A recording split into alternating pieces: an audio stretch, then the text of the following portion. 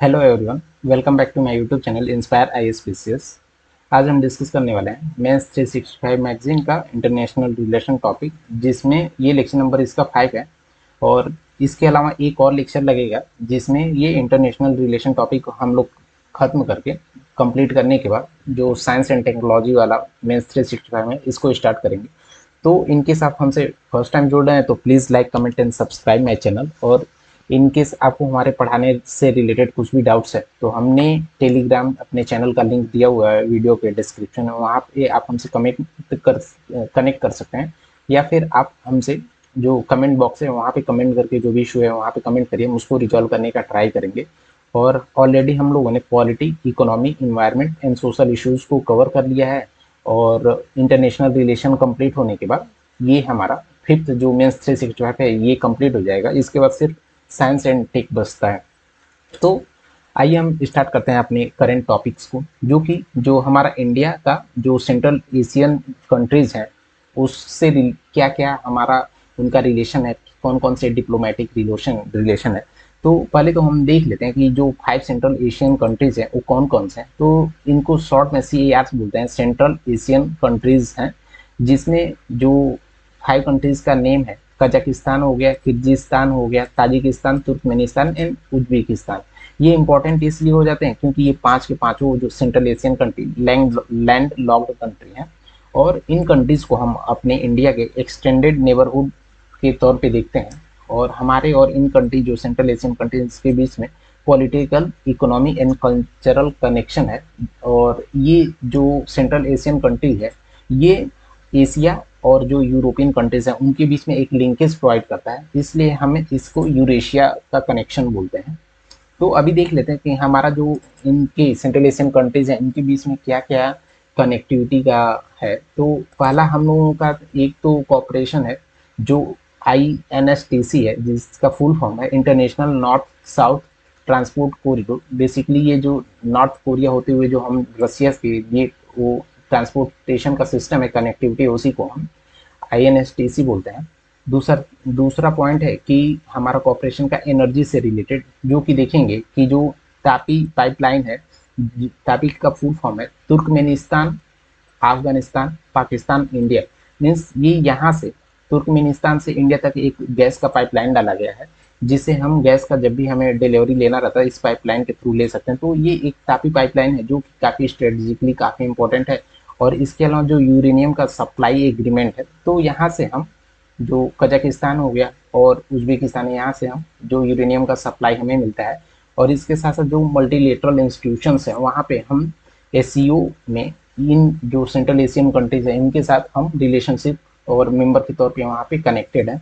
तो देख लेते हैं जो सेंट्रल एशियन कंट्री है इतना इंपॉर्टेंट क्यों हो जाती है। तो पहला तो है एनर्जी और सिक्योरिटी की वजह से, क्योंकि तुर्कमेनिस्तान देखेंगे कि दुनिया का फोर्थ लार्जेस्ट गैस रिजर्व है उसके पास, तो इसलिए ये हमारे लिए भी इम्पोर्टेंट हो जाता है एनर्जी के टर्म में। और दूसरा है कि जो INSTC है जो अपना ट्रांसपोर्ट के लिए, वो चाइना के जो बेल्ट एंड रोड इनिशिएटिव है इसको काउंटर करता है। तो ये हमारा ट्रांसपोर्ट या इंफ्रास्ट्रक्चर वाइज इंपॉर्टेंट हो गया। और इसके साथ साथ जब हम पीस और सिक्योरिटी की बात करेंगे तो देखेंगे कि जब भी हमारा सेंट्रल एशियन कंट्री से लिंकेज होता है तो अफगानिस्तान में पीस की वजह से इनके बीच में हमारा जो पीस और सिक्योरिटी में इनहेंस हो जाता है जो बायलेटरल रिलेशन है। तो अभी सेंट्रल एशियन कंट्री और इंडिया के बीच में जो भी रिलेशनशिप्स हैं उससे रिलेटेड क्या क्या चैलेंजेस है। तो पहला चैलेंज जो है हमारा ट्रेड से रिलेटेड है, क्योंकि देखा जाएगा तो हमारा जो सेंट्रल एशियन कंट्रीज है यहाँ पे नियरली $2 बिलियन का हम ट्रेड सिर्फ करते हैं, जबकि जो चाइनीज वहाँ पे ट्रेड होता है नियरली $100 बिलियन का होता है इन 5 कंट्री में ट्रेड। तो ये एक तो हमारा पहला चैलेंज है ट्रेड का। दूसरा चैलेंज है कि जो जियो पॉलिटिकल चैलेंज है हमें चाइना से वहाँ पे काउंटर करने के लिए, ये हमारा इशू है। क्योंकि देखेंगे जो रसिया और चाइना इनके प्रेजेंस की वजह से दोनों एक साथ जब क्लोज जाएंगे तो इंडिया का जो प्रेजेंस है कम हो जाता है। और इसके साथ साथ जो हमारा INSTC है इसमें देखेंगे कि जो डेवलपमेंट है ये काफ़ी स्लो हो रहा है। तो ये सारा जो फ्रेजाइल कनेक्टिविटी जो मेन हो गया, तो ये हमारे 3 की चैलेंजेस हैं, और इसके लिए हमें वे फॉरवर्ड या कंक्लूजन क्या होना चाहिए, हम कैसे इन कंट्रीज के साथ रिलेशनशिप अच्छे बिल्ड कर सकते हैं। तो एक तो हमें नियरली 30 ईयर्स का एक रोड मैप लेकर आना चाहिए कि हम ट्रेड को कैसे इन्हांस कर सकते हैं, डेवलपमेंटल जो इंफ्रास्ट्रक्चर से रिलेटेड डेवलपमेंट्स है उसको कैसे स्ट्रेंथ कर सकते हैं, और इसमें हम कॉस्ट सेविंग के लिए क्या क्या फोकस कर सकते हैं, और इसके साथ साथ हमें टूरिज्म में भी फोकस करना चाहिए। तो ये हमारे कुछ चैलेंजेस और इसके सॉल्यूशंस थे, वे फॉरवर्ड्स थे हमारे सेंट्रल एशियन कंट्रीज के। अभी हमारा अगला टॉपिक है कि इंडिया का जो साउथ अफ्रीका से, सॉरी, साउथ कोरियन कंट्री से जो रिलेशन है उसका स्टेटस देख लेते हैं। क्योंकि आप जानते होंगे कि जो साउथ कोरिया है ये टेक्नोलॉजी वाइज काफ़ी इनहेंस्ड है, इसके पास नई नई टेक्नोलॉजीज रहती हैं। तो ये बेसिकली इकोनॉमिक एस्पेक्ट में एक दूसरे से कनेक्टेड है, क्योंकि इन दोनों कंट्री के बीच में बहुत ज़्यादा कोई कल्चरल कनेक्टिविटी उतना नहीं है। तो और दूसरा फैक्टर है कि जो इशू, जो चाइना के बढ़ते प्रभाव के कारण जो इशू इंडिया को है, सेम इशू जो है साउथ कोरिया के साथ है due to rising up China. तो अभी देख लेते हैं कि जो हमारा साउथ कोरिया के साथ बायलेटरल रिलेशन है उसका क्या स्टेटस है। तो नियरली हम 2023 में देखेंगे कि नियरली $24 बिलियन का हम लोगों ने बायलेटरल ट्रेड किया था। बायलेटरल ट्रेड बेसिकली एक, जब दो देश मिलकर एक दूसरे के साथ ट्रेड करते हैं उसको बायलेटरल ट्रेड करते हैं। तो नियरली $24 बिलियन का होता है। तो हम कौन कौन से एरिया में कोऑपरेशन करते हैं इंडिया और साउथ कोरिया। तो पहला है कि इंडिया जानते होंगे कि लुक ईस्ट जो पॉलिसी है उस पर फोकस करता है। तो बेसिकली ये ऊपर वाला नॉर्थ हो गया डायरेक्शन, नीचे साउथ, और हमारे जो राइट साइड में उसको ईस्ट बोलते हैं और जो लेफ्ट साइड में वेस्ट। तो सपोज यहाँ पे इंडिया है तो इंडिया के जो ईस्ट साइड में जितनी भी कंट्री है इनकी तरफ हमें फोकस करना स्ट्रेटेजिक वाइज या जियो पॉलिटिकल वाइज, इन्वेस्टमेंट वाइज, इसको हम लुक ईस्ट पॉलिसी बोलते हैं। तो हमें हमारे जो करंट इंडिया का लोकेशन है उससे ये ईस्ट में, नॉर्थ ईस्ट में पड़ता है। तो ईस्ट इज जो एक्ट ईस्ट वाला पॉलिसी है इसके थ्रू हम इस पर फोकस कर सकते हैं। और इंडिया का जो रोल है वर्ल्ड 2 आप जानते होंगे जब भी कंप्लीट हुआ तो इसके बाद जो कोरियन वार है इसको रुकवाने में इंडिया का काफ़ी एक की रोल था। तो ये हमारा एक कोऑपरेशन है। दूसरा देखेंगे कि जो डिप्लोमेटिक रिलेशन है, तो वहाँ पे इंडिया ने 2015 में स्पेशल स्ट्रेटेजिक पार्टनरशिप लाया था साउथ कोरिया को लेकर, जिससे हम चाइना के बढ़ते हुए जो प्रभाव है इसको कम कर सकें, और जो नॉर्थ कोरिया का न्यूक्लियराइजेशन का जो प्रोग्राम है इससे हम कैसे, जो कंसर्न्स है उससे रिलेटेड, उसको हम कैसे रिजॉल्व कर सकते हैं। तो ये हमारा डिप्लोमेटिक रिलेशनशिप हो गया। और इसके साथ साथ देखेंगे कि एक और स्ट्रेटजिक मूवमेंट है जिसको हम वैनकूवर डायलॉग बोलते हैं, जिसको लाया गया था कि नॉर्थ कोरियन का जो न्यूक्लियर का प्रोलिफरेशन है उसको हम कैसे कम कर सकते हैं। तो ये हमारे कुछ एरिया हैं जहाँ पे हम साउथ कोरिया से कोऑपरेशन करते हैं। बट इसके अलावा कुछ हमें साउथ कोरिया से रिलेटेड चैलेंजेस भी हैं, क्योंकि देखेंगे कि जो साउथ कोरिया है नियरली वो वर्ल्ड का 10th लार्जेस्ट इकोनॉमी होने के बाद भी उतना एक्टिवली इन्वॉल्व नहीं होता है जियो पॉलिटिक्स में। और इसके साथ साथ देखेंगे कि इंडिया का जो साउथ कोरिया के साथ ट्रेड का स्टेटस है उसमें इंडिया नियरली ट्रेड डेफिसिट में रहता है, नियरली $8 बिलियन का। तो एक ये दूसरा चैलेंज है। और तीसरा आप जानते होंगे ये है कि जब भी हम साउथ कोरिया से रिलेशनशिप बिल्ड अच्छा करेंगे तो आप जानते होंगे कि यहाँ पे ये सपोज कोरिया है तो ऊपर वाला जो हिस्सा है ये नॉर्थ कोरिया है, नीचे वाला साउथ कोरिया है। तो जब भी हम साउथ कोरिया से रिलेशनशिप बिल्ड करेंगे तो इन दोनों के बीच में टेंशन होने की वजह से ये इंडिया को भी एक चैलेंज क्रिएट करता है। तो ये हमारा तीसरा चैलेंज है। तो इसका वे फॉरवर्ड या सॉल्यूशन क्या होना चाहिए कि हमें पहले तो जो अपना कॉपरेशन है इंडिया और नॉर्थ कोरिया के बीच में उसको बढ़ाना चाहिए, जैसे डिफेंस हो गया, टेक्नोलॉजी का ट्रांसफ़र हो गया, और वार्षिक जो होते हैं उसकी कंस्ट्रक्शन में। तो ये हम टेक्नोलॉजिकल कुछ कॉपरेशन और डिफेंस से रिलेटेड कॉपरेशन बढ़ा सकते हैं।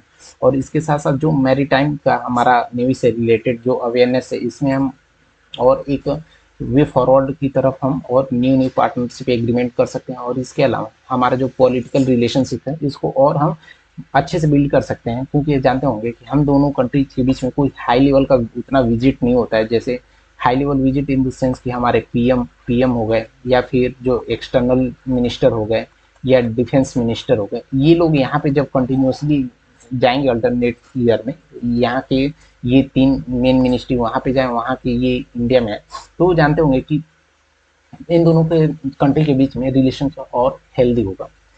तो ये हमारा करंट इंडिया साउथ कोरिया का कुछ रिलेशनशिप का स्टेटस है। और इंडिया और साउथ ईस्ट जो एशियन कंट्रीज है उसका रिलेशनशिप देख लेते हैं। तो आप जानते होंगे कि ये हमारा इंडिया हो गया, ये और इसके अलावा ये हमारा अंडमान निकोबार आइसलैंड हो गया, और इसके साथ साथ ये जितने भी साउथ ईस्ट एशिया में हमारे ईस्ट वाला पार्ट ये हो गया, और इंडिया के नीचे है तो साउथ वाला। तो यहाँ पे ये जो भी कंट्री है इसी को हम साउथ ईस्ट एशियन कंट्रीज बोलते हैं।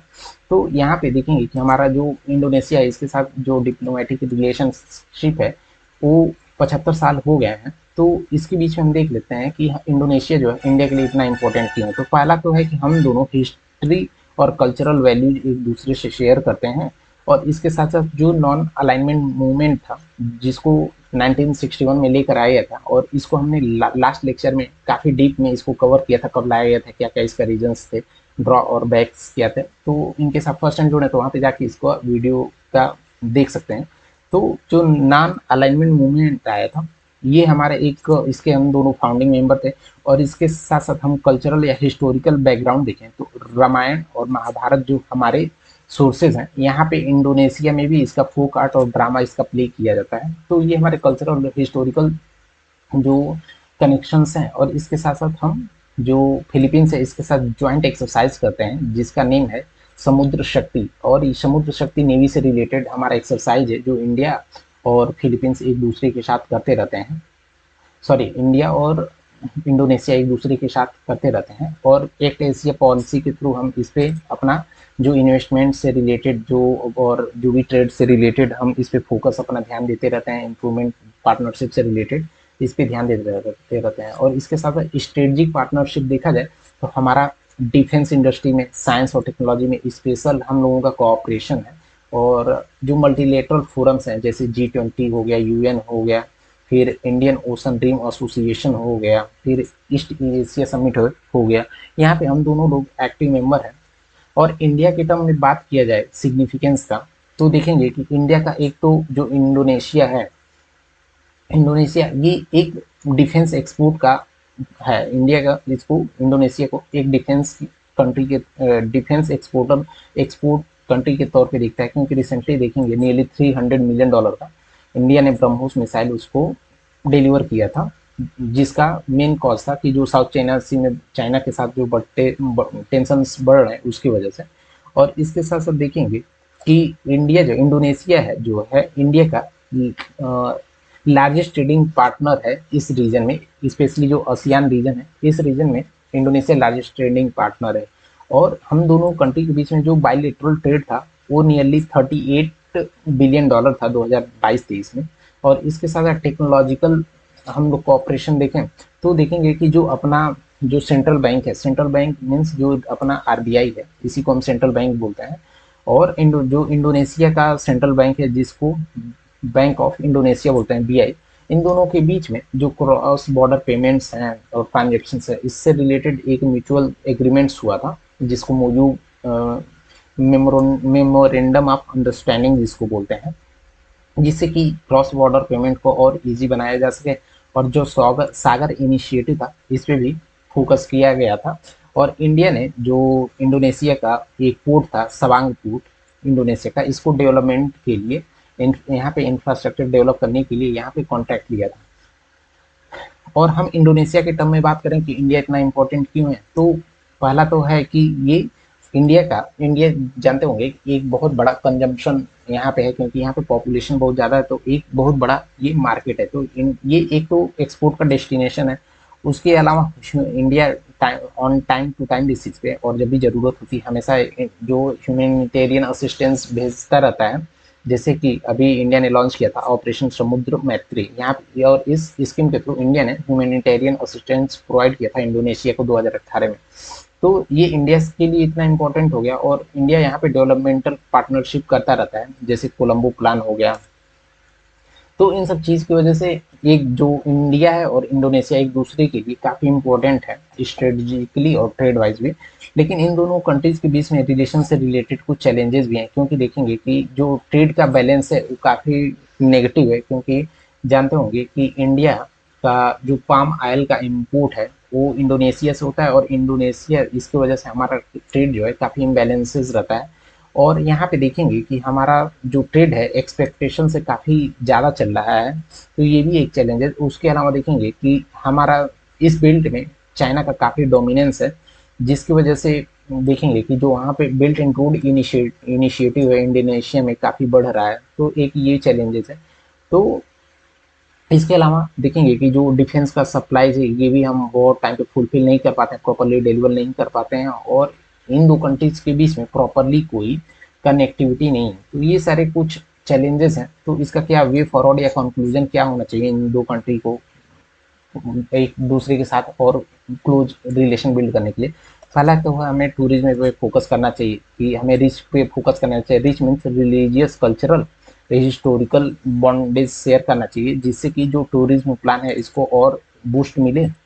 और इसके साथ साथ देखेंगे कि जो हमारा स्ट्रेटेजिक इंटरफेरेंस है, स्पेशली जो इंटरनेशनल सोलर अलायंस हो गया, इसमें हम कैसे एक दूसरे से कॉपरेशन बढ़ा सकते हैं, इस पे फोकस करना चाहिए। तो ये करंट में हमारा इंडिया इंडोनेशिया का रिलेशनशिप है। और देख लेते हैं जो साउथ चाइना सी है यहाँ पे क्या इशू है। तो बेसिकली आप जानते होंगे कि ये चाइना हो गया, और यहाँ पे देखेंगे जो भी कंट्रीज है, जैसे ये वियतनाम हो गया, ताइवान हो गया यहाँ पे फिलीपींस हो गया, फिलीपींस यहाँ इंडोनेशिया हो गया, मलेशिया हो गया। तो यहाँ पे प्रॉब्लम क्या होता है कि यहाँ पे जो यूएन क्लॉज है, United Nation Convention on Law of Seas, तो यहाँ पे देखेंगे जो 200 जो नॉटिकल माइल्स होता है, तो यहाँ पे इस किसी भी कंट्री के आसपास का जो 200 माइल्स वाला एरिया होता है, वो उस कंट्री का एक एक्सक्लूसिव इकोनॉमिक जोन होता है, जहाँ पे वो फिशिंग से रिलेटेड या फिर कोई पेट्रोलियम से रिलेटेड एक्सप्लोरेशन कर सकता है। तो इन सब चीज़ों की वजह से उस कंट्री को बेनिफिट होता है। बट चाइना यहाँ पे अपने इकोनॉमिक प्रभाव को दिखाते हुए क्या बोलता है कि जो 9 डैश लाइन है, 9 मीन्स ये जो 9 वाले डैश लाइन्स हैं, जिसको नियरली 90% साउथ चाइना सी को कवर करता है, ये बोलता है कि ये चाइना का पार्ट है। और इसका रीजन ये है कि यहाँ पे कुछ छोटे छोटे टापू कंट्रीज हैं, आइसलैंड्स हैं, इसकी वजह से बोलता है कि ये हमारे हैं, और इन हमारे होने की वजह से इस आसपास का जितनी भी पानी है, समुद्र है, ये हमारा है। तो इन सब की वजह से जो ये कंट्रीज हैं, फिलीपींस, इंडोनेशिया, मलेशिया, यहाँ पे आप जानते होंगे कि प्रॉपरली यहाँ पे उनको एक्सेस नहीं मिल पाता। तो मेन चैलेंजेस यही है 9 डैश लाइन को लेकर, जिसमें उन सब कंट्री का जानते होंगे कि ये जो चाइना का कवर हो जाने की वजह से यहाँ पे फिशिंग और जो पेट्रोलियम से रिलेटेड हमारा एक्सप्लोरेशन है वो ये कंट्रीज नहीं कर पाते हैं, जिनकी वजह से इन कंट्रीज को हमेशा दिक्कत होता रहता है। तो यहाँ पे ये न्यूज में इसलिए आया था, यहाँ पे चाइना ने क्या किया था, एक फ्लोटिंग बैरियर लगाया था। और बैरियर इसलिए कि 9 डैश लाइन पे ये जो जो भी था यहाँ पे बैरियर लगा दिया था, ताकि यहाँ पे बाहर वाले जो कंट्रीज हैं, जैसे स्पेशली फिलीपींस हो गया, ताइवान हो गया, इंडोनेशिया, मलेशिया, यहाँ पे इस रीजन में एंटर ना कर पाए। बट इंडोनेशिया ने क्या किया था, जो वो फ्लोटिंग बैरियर था उसको हटा दिया था। तो हटा देने की वजह से चाइना और मलेशिया के बीच में टेंशन क्रिएट हो गया था। तो 9 डैश लाइन हमने बता दिया कि क्या है, और इसका बैकग्राउंड देख लेते हैं। 1940 में लाया गया था, और जो साउथ चाइना सी है उसका 90% एरिया चाइना क्लेम करता है कि वो मेरा है। तो साउथ चाइना सी इतना इंपॉर्टेंट क्यों हो जाता है, क्योंकि आप देखेंगे कि ये दुनिया का सबसे बिजिएस्ट रूट है, और नियरली ग्लोबल ट्रेड का 60% जो राउट होता है इस एरिया के थ्रू, ये के थ्रू होता है।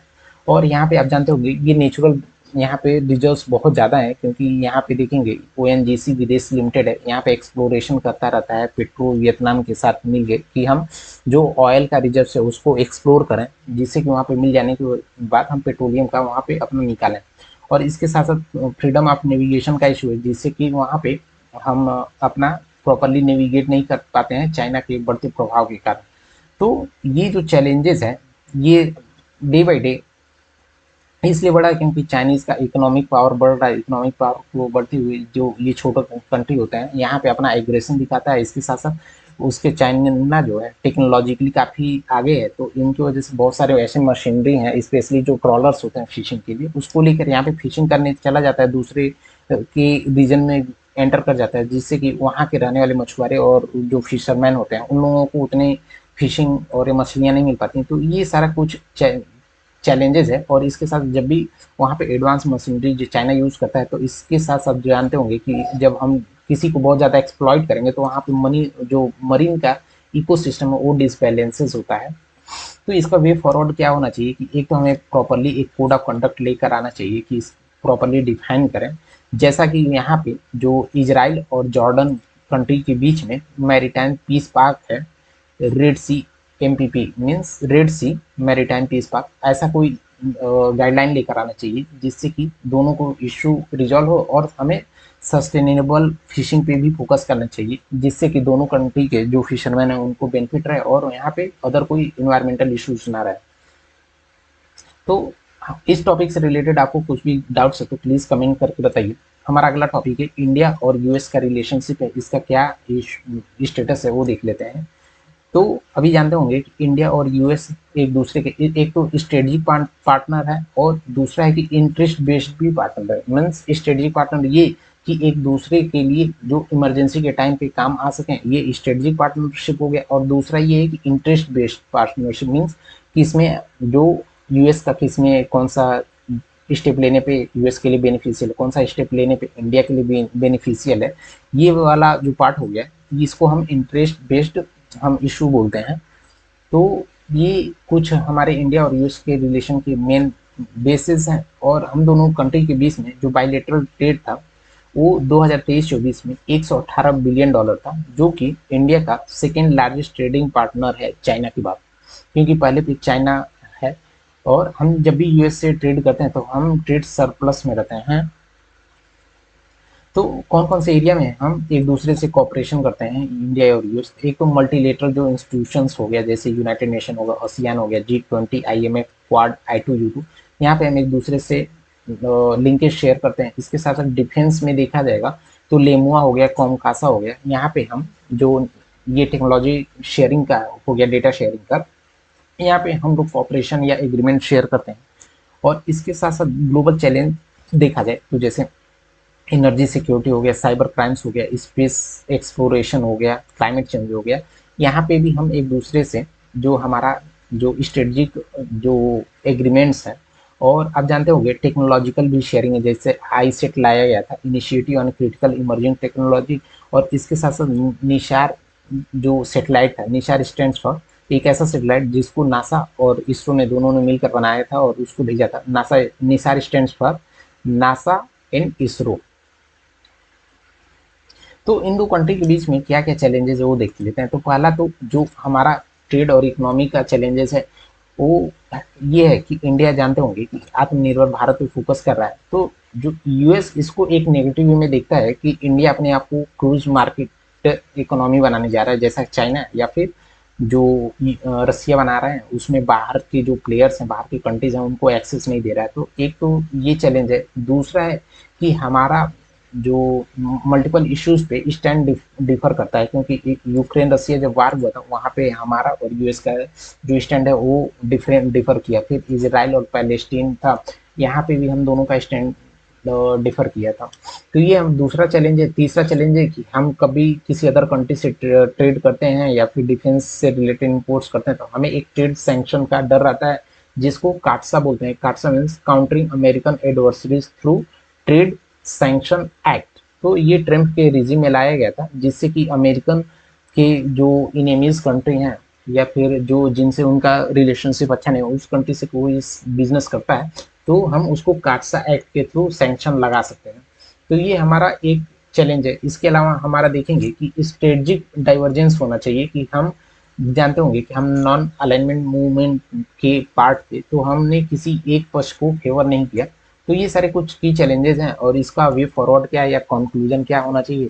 तो पहला तो ये है कि हमें जो मल्टीलेटरल इंस्टीट्यूशंस हैं, स्पेशली जो यूएनएससी हो गया, डब्ल्यूटीओ हो गया, इसमें रिफॉर्म लेकर आना चाहिए, क्योंकि जानते होंगे कि इंडिया बार बार उसका डिमांड रहता है कि हमें यूएनएससी में एक परमानेंट मेंबरशिप चाहिए, स्पेशली जो G4 कंट्रीज हैं। G4 कंट्रीज में आप जानते होंगे कि कौन कौन से कंट्रीज हैं, कि एक तो ब्राज़ील हो गया, इंडिया हो गया, जापान हो गया एंड इसके अलावा जर्मनी हो गया। तो ये चार कंट्री आप जानते होंगे कि G4 कंट्रीज हैं।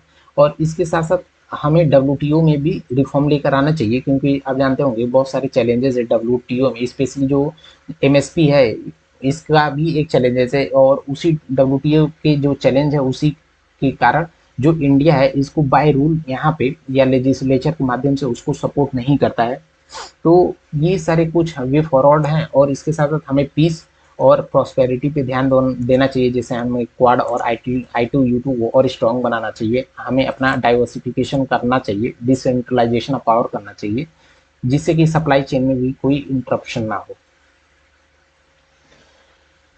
हमारा अगला टॉपिक है इंडिया और कनाडा का रिलेशनशिप को लेकर देख लेते हैं, क्योंकि यहाँ पे हम दोनों इंडिया और कनाडा एक दूसरे से एक तो डेमोक्रेटिक रिलेशनशिप शेयर करते हैं, मल्टीलेटरल हम मल्टी कल्चर एक हम लोगों का कंट्री है, क्योंकि हमारे कंट्री में मल्टी कल्चर के लोग रहते हैं और मल्टी एथनिक सिटी के लोग रहते हैं। सेम यहाँ पे कनाडा में भी यही है, और हम दोनों कंट्री के बीच में पीपल टू पीपल कनेक्ट है। तो अभी करंट में कुछ इंडिया और कनाडा के बीच में इश्यूज जो चल रहे हैं उसका क्या है, एक तो पहला स्ट्रेटजिकली देख लिया जाए तो स्ट्रेटजिकली जो इंडिया और कनाडा के लिए इम्पोर्टेंट इसलिए हो जाता है क्योंकि जो साउथ में एशिया में एशिया में चाइना को काउंटर करने के लिए कोई स्ट्रांग कंट्री चाहिए इन लोगों को, स्पेशली जो नॉर्थ अमेरिकन कंट्रीज हैं और यूरोपियन। तो इंडिया चाइना को काउंटर करने के लिए काफ़ी एलिजिबल है, तो इसलिए एक स्ट्रेटजिकली इंडिया इंपॉर्टेंट है। दूसरा इकोनॉमिक वाइज देखा जाए तो एक इंडिया पॉपुलेशन ज़्यादा है और यहाँ पे परचेजिंग पावर पैरिटी भी ज़्यादा है, तो इस सब चीज़ को देखते हुए यहाँ पे मार्केट काफ़ी बड़ा है, तो इनको मार्केट का एक्सेस चाहिए, तो ये इकोनॉमिक बूस्ट देगा। इसके साथ साथ आप जानते होंगे इंडियन बहुत सारे कंट्रीज में रहते हैं, तो इंडियन डायस्पोरा नियरली कनाडा में बहुत ज़्यादा मात्रा में रहते हैं। तो ये सारे हमारे जो इम्पैक्ट जो पॉसिबल इम्पैक्ट है क्राइसिस का, और हम कौन कौन से एरिया में एक दूसरे से जो कनेक्शन शेयर करते हैं। एक तो डायस्पोरा है, क्योंकि जानते होंगे वहाँ पे जो कनाडा का पॉपुलेशन है वहाँ पे नियरली 3% से ज़्यादा लोग सिर्फ इंडियन रहते हैं वहाँ पे कनाडा के पॉपुलेशन में। और इकोनॉमी वाइज देखा जाए, मीन्स ट्रेड से रिलेटेड देखा जाए, तो हम दोनों कंट्री के बीच में जो बायलैटरल ट्रेड है उसमें गुड्स एंड सर्विसेज में डिफरेंट है। जैसे गुड्स एक्सपोर्ट इंपोर्ट देखा जाए, गुड्स ट्रेड तो वहाँ पे नियरली $10 बिलियन का है। सर्विसेज का ट्रेड देखा जाए तो नियरली $6.5 बिलियन का है, और ये डेटा 2022 का है। तो ये हम लोगों का कनेक्शंस हैं इंडिया और कनाडा का। तो हम लोगों के बीच में कुछ चैलेंजेस भी हैं, जैसे इमिग्रेशन का इशू, मीन्स इंडिया से जो मूव करके वहाँ पे कनाडा में जाते हैं वहाँ से रिलेटेड कुछ इश्यूज हैं, स्पेशली सिटीजनशिप को लेकर। और इसके अलावा देखेंगे कि इंडिया के जो डोमेस्टिक अफेयर्स होते हैं इसमें कनाडा इंटरफियर करता रहता है। तो ये सारे कुछ चैलेंजेस हैं, तो इसका वे फॉरवर्ड क्या होना चाहिए कि हमें तो एक तो पहले डिप्लोमेसी पे फोकस करना चाहिए, जिससे कि हमारे जो कंट्री के बीच में जो मिसअंडरस्टैंडिंग है इसको दूर किया जा सके। और इसके साथ साथ हमें फ्रीडम ऑफ एक्सप्रेशन पे फोकस करना चाहिए, और फ्रीडम ऑफ एक्सप्रेशन के साथ साथ हमें जो टेररिज्म है उसको भी प्रॉपरली काउंटर करना चाहिए। जैसे कि आप जानते होंगे पन्नू है वहाँ पे यहाँ बोला गया था इंडिया ने उसको मारने का ट्राई किया था, और पन्नू बार बार धमकी देता रहता है। तो ये सब हमारे कुछ चैलेंजेस हैं, और इसको कैसे रिजॉल्व किया जा सकता है इस पर हमने डिस्कस किया है। हमारा अगला टॉपिक है इंडिया और लैटिन अमेरिकन जो कंट्रीज हैं इनसे रिलेटेड कि अभी करंटली क्या स्टेटस है। तो देख लेते हैं। Latin America LAC stands for Latin America country and Caribbean country, जिसमें नियरली वहाँ की 3% इंडिया का टोटल जो इम्पोर्ट्स होता है लैटिन अमेरिकन कंट्रीज और कैरेबियन से होता है, और इंडिया का जो 8th लार्जेस्ट इम्पोर्ट का सोर्स है। और ओवरऑल लैटिन अमेरिका देखा जाए, बेसिकली लैटिन अमेरिका जो है जो हमारा साउथ अमेरिका वाला कॉन्टिनेंट है उसी को लैटिन अमेरिका कॉन्टिनेंट बोलते हैं, जिसमें कुछ छोटे छोटे आइसलैंड कंट्रीज भी हो गए।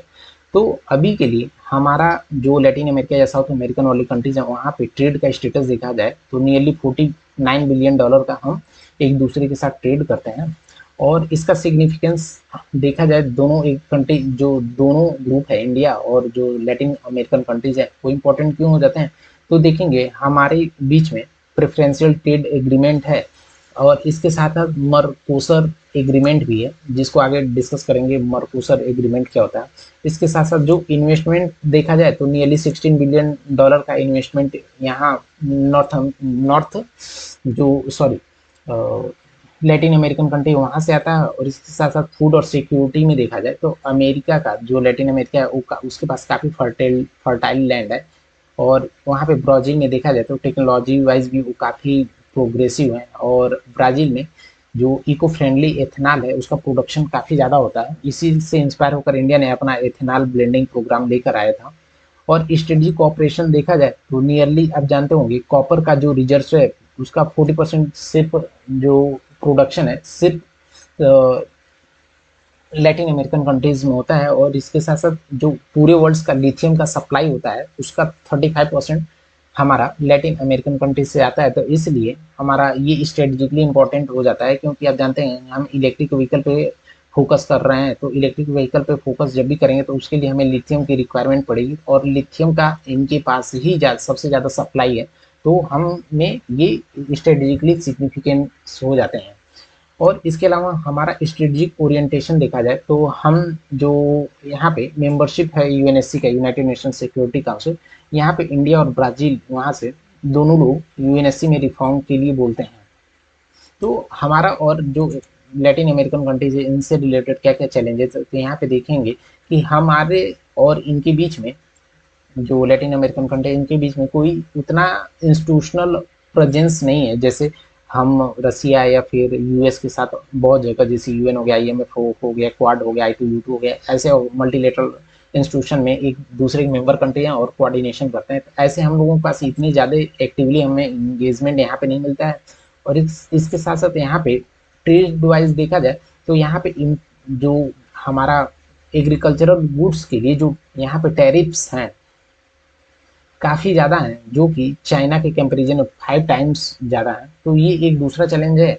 तीसरा हमारा चैलेंज है कि वहाँ पे कनेक्टिविटी का काफ़ी बड़ा इशू है, क्योंकि इंडिया से वहाँ पे काफ़ी डिस्टेंस ज़्यादा हो जाता है, तो हमें डायरेक्ट शिपिंग सर्विसेज वहाँ पे अवेलेबल नहीं है।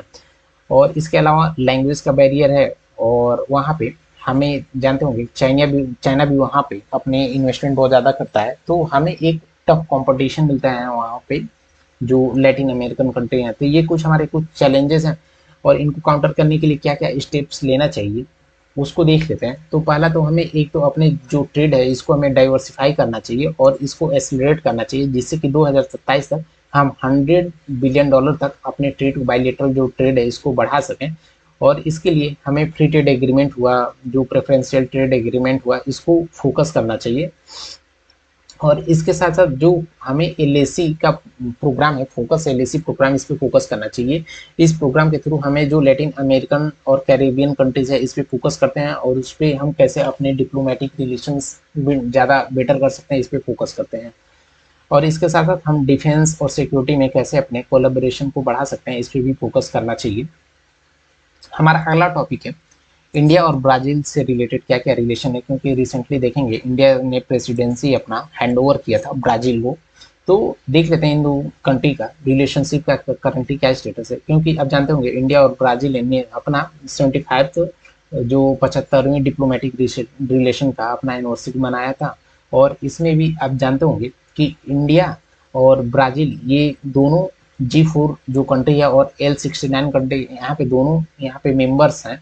तो देख लेते हैं बेसिकली क्या है। G4 ऐसा एक ग्रुपिंग है जो यूएनएससी में रिफॉर्म के लिए रिफॉर्म का रिक्वायरमेंट बोलता है।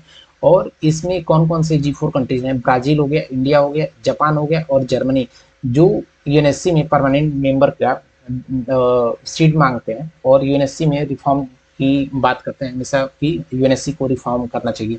और इसके साथ साथ जो L69 ग्रुप है इसमें ऐसे डेवलपिंग कंट्रीज हैं अफ्रीका से, लैटिन अमेरिका, कैरेबियन से, एशिया से, जो कि यूएनएससी के में रिफॉर्म को सपोर्ट करते हैं कि यूएनएससी में रिफॉर्म को लेकर आना चाहिए, क्योंकि पॉपुलेशन का प्रॉपरली यूएनएससी में रिप्रेजेंटेशन नहीं है। तो आप जानते होंगे कि ये हमारा जो लैटिन अमेरिकन कंट्री है इसमें सबसे बड़ा ब्राज़ील है अपना, यहाँ पे अर्जेंटीना है, ये चिली हो गया, ये पेरू हो गया और बोलिविया, और ये पैराग्वे लैंडलॉक्ड कंट्री हैं यहाँ पे। तो ये हमारा मैपिंग में हम जब भी लेकर आएंगे तो मैपिंग में इसको डिटेल में पढ़ेंगे। और इसके साथ साथ देखेंगे जो ब्राज़ील है इंडिया को सपोर्ट करता है यूएनएससी में, जो 2 साल के लिए टेम्पररी मेंबरशिप होता है।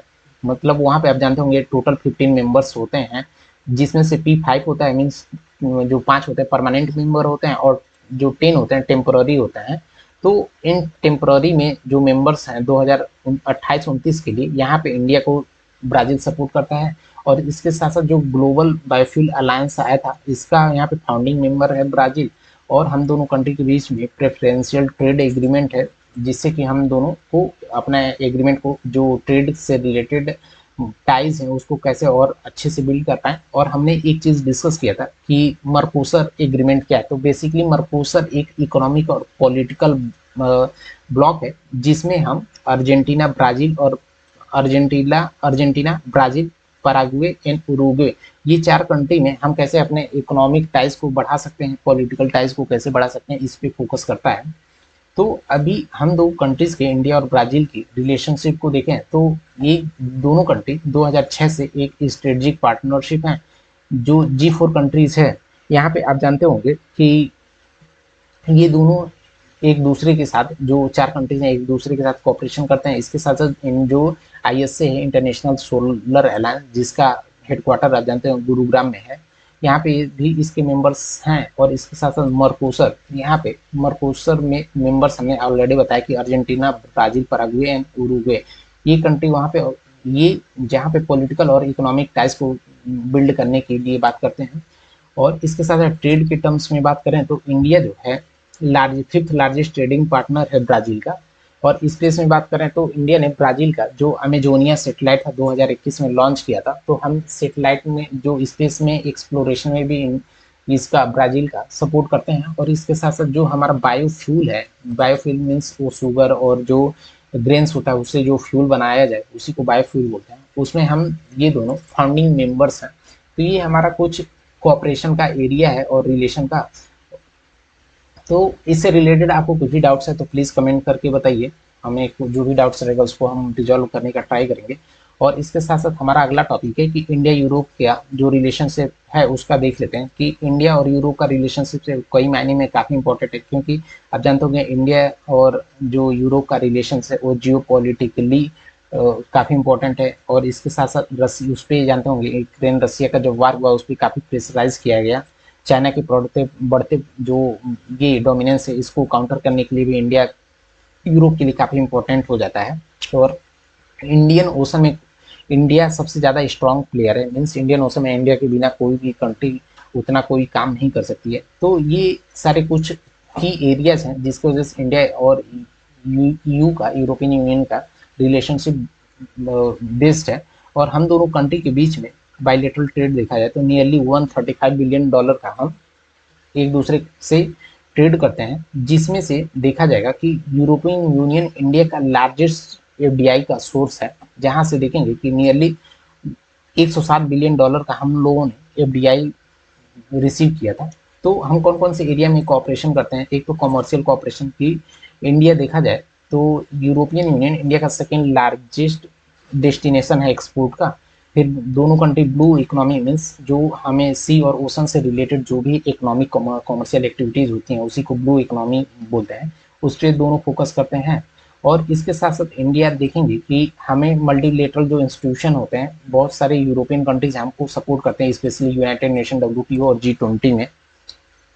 और इसके साथ साथ देखेंगे कि यूरोपियन जो पब्लिक है और इंडियन पब्लिक, इन दोनों के बीच में पीपल टू पीपल कनेक्ट है, क्योंकि देखेंगे कि इंडिया के लिए यूरोपियन यूनियन काफ़ी फेवरेबल वहाँ पे वीज़ा स्कीम्स लेकर आते हैं, जैसे सेंजन वीज़ा रूल्स स्पेशली इंडियंस के लिए। तो ये हमारा एरिया ऑफ कोऑपरेशन है। बट हम दोनों के बीच में कुछ कंसर्न्स भी हैं, स्पेशली इंडिया जो यूरोपियन यूनियन का रिलेशनशिप है उसमें पहला कंसर्न्स है कि हम बहुत ज़्यादा रिसेंट में जो डाइवर्जेंस हुआ उसके वजह से, जैसे कार्बन बॉर्डर एडजस्टमेंट जो लेकर आया यूक्रेन रसिया कॉन्फ्लिक्ट की वजह से, हमारा जो रशिया की तरफ इंक्लाइनेशन था, तो ये सारे कुछ हमें रिसेंट में देखा जाए डाइवर्जेंस हुआ। और इसके साथ साथ जो हमें यूरो का जानते होंगे कि उतना यूरोपियन का मार्केट हमें प्रॉपरली एक्सेस नहीं हो पाता है, क्योंकि बहुत सारे जो इंडियन कंपनीज है उसको बैन कर दिया जाता है, स्पेशली टैरिफ बैरियर को लेके।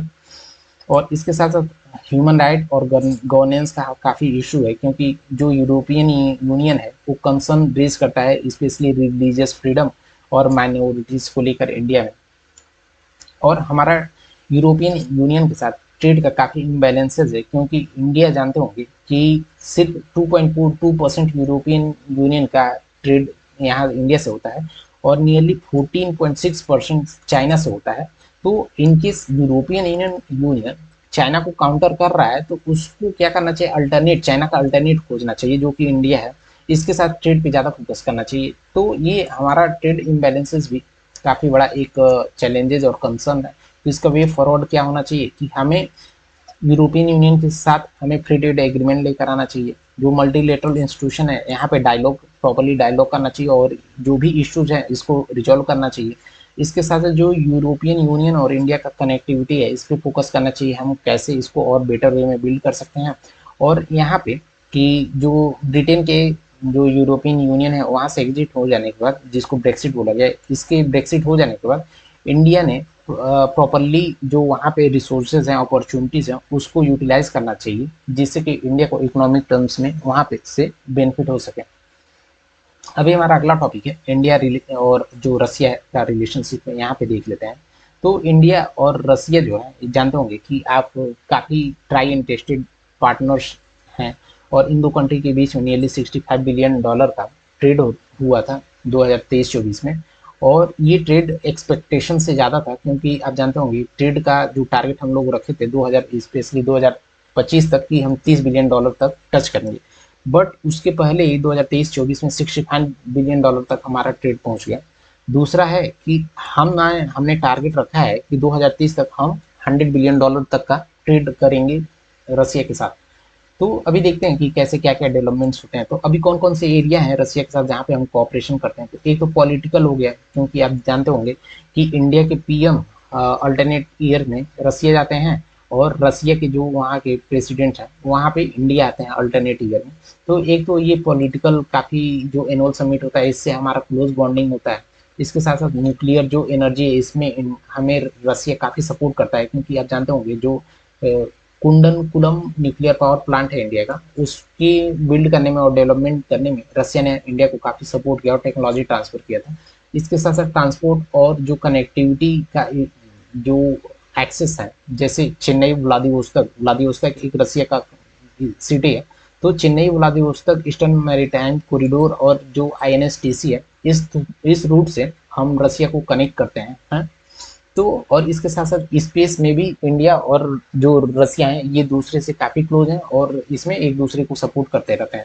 तो इंडिया के लिए रसिया इतना सिग्निफिकेंस क्यों हो जाता है, क्योंकि हमें, आप जानते होंगे कि चाइना को बैलेंस करने के लिए हमें रसिया की काफ़ी ज़रूरत पड़ती है। और इसके साथ साथ आप जानते होंगे दूसरा सिग्निफिकेंस इसलिए है क्योंकि हमारा जो मेजर डिफेंस का सप्लाईज है वो हमारा चाइना से आता है। स्पेशली देखेंगे कि S-400 जो एयर डिफेंस सिस्टम हो गया, जो INS विक्रमादित्य हो गया, तो यहाँ के मैक्सिमम जो ये डिफेंस इक्विपमेंट हैं वो रसिया से आते हैं, तो हमारा एक उन पे तो डिपेंडेंसी है। इसके अलावा ट्रेड और इन्वेस्टमेंट के टर्म में बोला जाए तो वहाँ पे इंडिया का जो रसिया का ईस्ट एशिया जो लुक ईस्ट पॉलिसी है इस पे भी काफ़ी फोकस करता है। और इसके साथ साथ दोनों कंट्रीज जो टेररिज्म है इस पे भी फोकस करते हैं। और साथ साथ जो रसिया हमें जो हर मल्टीलेटरल फोरम्स हैं जैसे UNSC हो गया, NSC हो गया, यहाँ पे सपोर्ट करता है, स्पेशली UNSC में परमानेंट सीट को लेके। तो इन दोनों कंट्री के बीच में, इंडिया और रसिया के बीच में क्या क्या चैलेंजेस है उसको देख लेते हैं। तो पहला चैलेंजेस है कि इंडिया और रसिया और चाइना एक दूसरे के काफ़ी क्लोजर आ गए हैं एक एग्रीमेंट के थ्रू, जिसको नो लिमिट पार्टनरशिप बोला गया है।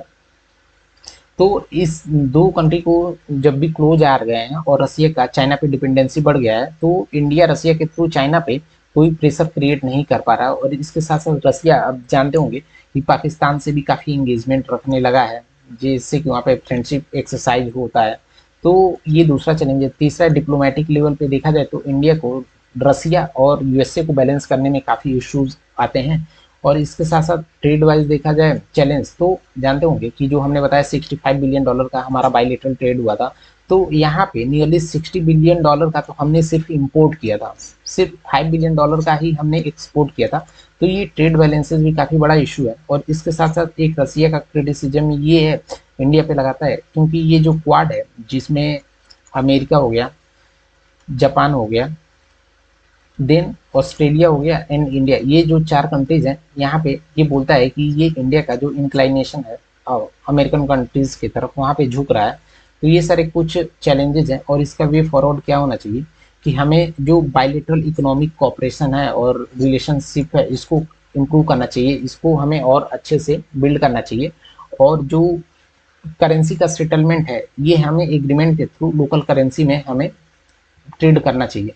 और इसके साथ साथ अब जो लॉजिस्टिक का लिंकेज है इसको और बेटर करना चाहिए, जैसे नॉर्दर्न सी रूट है जिसको आगे हम कवर करेंगे, इस पे भी फोकस करना चाहिए।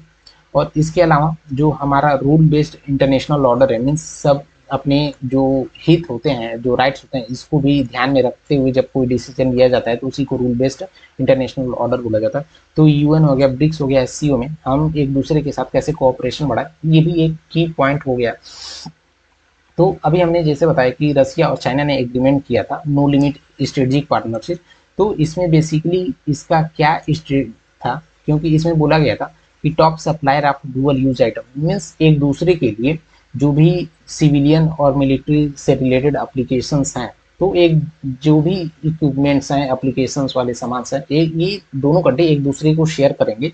इसी को लेकर लाया गया था नो लिमिट स्ट्रेटेजिक पार्टनरशिप। तो इसको इकोनॉमिक टर्म में देखा जाए तो चाइना जो है इन रसिया का सबसे बड़ा ट्रेडिंग पार्टनर बन गया है, जो जिससे कि नियरली रसिया $240 बिलियन का ट्रेड करता है, जहाँ पे इंडिया के साथ $65 बिलियन का है, और उसमें भी नियरली 60% ट्रेड डिफिसिट है इंडिया के साथ। और वहीं पे इसका देखा जाए तो फोर नियरली फोर टाइम्स हम रसिया चाइना के साथ ट्रेड करता है, और उसमें भी चाइना सरप्लस, ट्रेड सरप्लस रहता है। तो ये सारे कुछ एक्टिव जोन्स हैं जहाँ पे फोकस करना चाहिए इंडिया को। और इसके साथ कौन कौन से ऐसे फैक्टर्स हैं जो चाइना और रसिया को एक साथ लाने का काम किए, जैसे आप जानते होंगे यूएस का जो हेजिमोनी है, संप्रभुता, इसको काउंटर करने के लिए ये दो कंट्रीज जो हैं एक दूसरे के पास हैं। और इसके साथ साथ जानते होंगे कि नाटो का एक्सपेंशन को कंट्रोल करने के लिए इन दो कंट्री पे, क्योंकि एक्सपेंशन का पॉलिसी अपनाता है चाइना, तो इन दो कंट्री को जो ये इन दोनों स्ट्रेटजी को काउंटर करने के लिए ये दोनों कंट्री काफी क्लोजर आ गए हैं। और इसके साथ साथ जब भी ये दो कंट्री एक दूसरे के क्लोज आएंगे तो इंडिया पे क्या क्या उसके इम्प्लीकेशंस होंगे वो देख लेते हैं। पहला तो हमें सिक्योरिटी कंसर्न है, क्योंकि आप जानते होंगे कि इंडियन का डिफेंस सप्लाई मैक्सिमम रसिया से होता है। तो जब भी रसिया का ज़्यादातर चाइना पे डिपेंडेंसी होगा तो ये कभी भी इन फ्यूचर हमें इशू क्रिएट कर सकता है। और इसके साथ साथ हमने बताया कि डिमिनिश्ड सपोर्ट मीन्स जब भी रसिया का डिपेंडेंसी चाइना पे बढ़ेगा तो हम रसिया के थ्रू चाइना पे कोई भी प्रेशर उतना क्रिएट नहीं कर पाएंगे। उसके साथ साथ हमारा जो इंडिया का नेबरहुड है उसकी वजह से भी हम ज़्यादातर हमारा चाइना के साथ इशू होता रहता है। तो ये सारे कुछ की चैलेंजेस हैं। और हमने नॉर्दर्न सी रूट आपको बताया, तो बेसिकली नॉर्दर्न सी रूट क्या होता है कि अभी करंट में देखा जाए तो रसिया से, यहाँ पे रसिया है, रसिया को यहाँ पे सपोज यूरोपियन कंट्री है यहाँ पे ट्रेड करने के लिए ये यहाँ से मलक्का स्ट्रेट होते हुए फिर रेड सी से मेडिटेरेनियन सी होते यहाँ पे एक काफ़ी लंबा रूट इसको अपनाना पड़ता है, सपोज चाइना में कुछ उसको डिलीवरी देना रहता है। तो इसको काउंटर करने के लिए यहाँ पे हम सपोज जो नॉर्दर्न सी रूट है यहाँ से हम लेते आते हैं, तो ये यहाँ से नॉर्वे से होते हुए आर्कटिक ओशन, यहाँ पे जो अलास्का स्टेट ऑफ यहाँ पे जो अलास्का है, अलास्का होते हुए जो बेरिंग स्टेट है उससे होते हुए हम सपोज यहाँ पे डिलीवरी करते हैं, तो जो हमारा डिस्टेंस है नियरली 2/3 जो डिस्टेंस है वो कम हो जाएगा, सिर्फ 1/3 डिस्टेंस रह जाएगा। तो इससे हमारा लॉजिस्टिक जो चार्ज है, कॉस्ट ये बचेगा। बट इस रूट से प्रॉब्लम ये है कि हमेशा ये फ्रीजिड जोन है, मीन्स यहाँ पे हमेशा बर्फ से ढका रहता है। सिर्फ पूरे साल में सिर्फ आप जानते होंगे कि नियरली 2 मंथ्स ही यहाँ पे ओपन रहता है ट्रेड के लिए। तो यहाँ पे एक तो क्लाइमेट का भी इशू क्रिएट हो सकता है, और 2 महीने एक्सेस होने की वजह से यहाँ पे कुछ चैलेंजेस भी आ सकते हैं। तो बेसिकली यही हमने इसको कवर किया कि नियरली यहाँ पे रसिया ने बोला कि $24 बिलियन लगा के यहाँ पे नॉर्दर्न जो सी रूट है इसको बिल्ड करेगा, जिससे कि हमारा ईस्टर्न और वेस्टर्न जो आर्कटिक ओशन है इसको हम कनेक्ट कर सकें। बैरेंट सी यहाँ पे अलास्का के पास वाला जो एरिया है उसी को बैरेंट सी बोलते हैं। और इससे क्या होगा कि रसिया का एक्सक्लूसिव जोन से होते हुए ये जाएगा, तो दूसरे कंट्री पे डिपेंडेंसी भी नहीं रहेगी। तो ये इतना इंपॉर्टेंट इसलिए हो जाता है क्योंकि आप जानते होंगे कि इससे हमारा एनर्जी भी बचेगा डिस्टेंस कम हो जाने की वजह से, और जब भी डिस्टेंस कम हो जाएगा तो हमारा टाइम भी बचेगा, जिससे कि हमें सिर्फ 2/3 डिस्टेंस कम हो जा रहा है, सिर्फ 1/3 हमें डिस्टेंस ही ट्रेवल करना पड़ रहा है। और इसके साथ साथ जो हमें पायरेसी का रिस्क है कि हमें यहाँ पे सामान का, जैसे आप जानते होंगे रेड सी में काफ़ी इशू क्रिएट हो रहा है, जैसे जो टेररिस्ट ग्रुप्स है उसके द्वारा, ये हमारा जो इशू है ये भी रिजॉल्व हो जाएगा। तो हमारा अगला टॉपिक है यूक्रेन, और जो इंडिया यूक्रेन का रिलेशनशिप वहाँ पे देख लेते हैं कि क्या क्या करंटली हमारा स्टेटस है। तो अभी रिसेंटली क्या हुआ था कि एक समिट हुआ था पीस ऑन यूक्रेन को लेकर, जिसको स्विट्जरलैंड ने ऑर्गेनाइज किया था। और इसमें बोला था कि इस ये एक जो इंडिया और जो यूक्रेन का रिलेशनशिप है, पॉलिटिकल टर्म में देखा जाए तो इंडिया पहली ऐसी कंट्रीज थी जो जिसने यूक्रेन को 91 में रिकॉग्नाइज किया था यूएसएसआर का विघटन होने के बाद। इसके साथ साथ हम ट्रेड और इकोनॉमिक कोऑपरेशन में देखें तो हम इन दोनों के बीच में काफ़ी ट्रेड का ये बायलेटरल ट्रेड होता है। इसके साथ साथ एजुकेशन में देखें तो नियरली 18,000 जो इंडियन स्टूडेंट्स हैं वहाँ पे पढ़ने जाते हैं यहाँ पे यूक्रेन में। और इसके साथ साथ हम कल्चरल टाइज भी देखते हैं एक दूसरे कंट्री के बीच में, जैसे डांसेस हो गया, योगा हो गया, फिलोसफी हो गया, आयुर्वेदा हो गया, स्पिरिचुअलिटी हो गया। तो ये सारे हमारे दो कंट्री के बीच में कुछ लिंकेज हैं। और इसके साथ साथ इंडिया का यूक्रेन रसिया पे कॉन्फ्लिक्ट पे क्या स्टैंड था, तो इंडिया ने क्लियरली बोला कि हमें इसके लिए पीसफुल रिजोल्यूशन चाहते हैं, जहाँ पे डायलॉग और डिप्लोमेसी के थ्रू कोई हमें रास्ता लेकर आना चाहिए। और इसके साथ साथ इंडिया ने टाइमली बेसिस पे ह्यूमैनिटेरियन जो असिस्टेंस है यूक्रेन को वो प्रोवाइड करता रहा।